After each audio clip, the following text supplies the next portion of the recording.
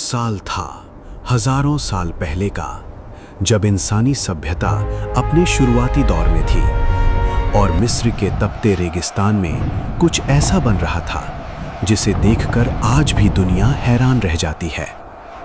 Giza के pyramid, पत्थरों की ऐसी विशाल संरचनाएं जो मानो धरती पर नहीं बल्कि किसी दूसरी दुनिया की निशानी हो।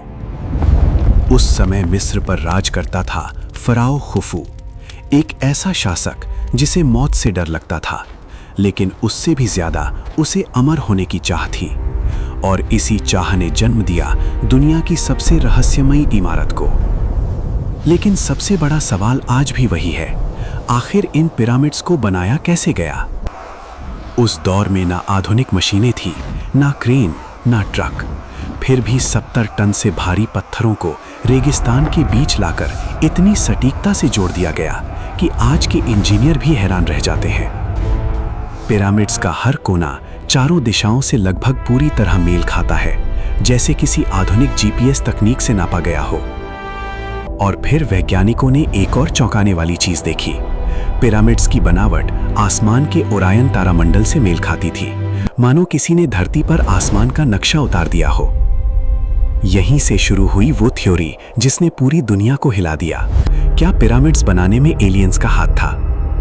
कुछ लोगों का मानना था कि इतनी एडवांस संरचना उस दौर के इंसानों के बस की बात नहीं थी।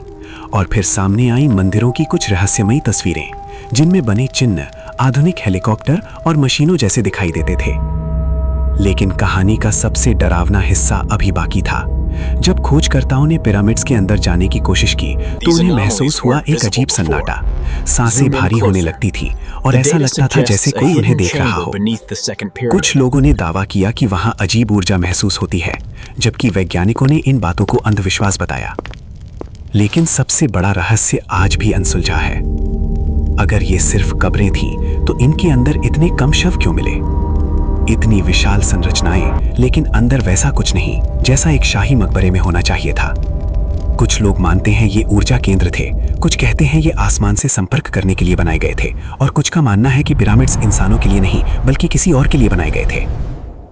लेकिन इतिहास आज भी चुप है और सवाल आज भी वही खड़ा है, क्या सच में इंसानों ने पिरामिड बनाए थे?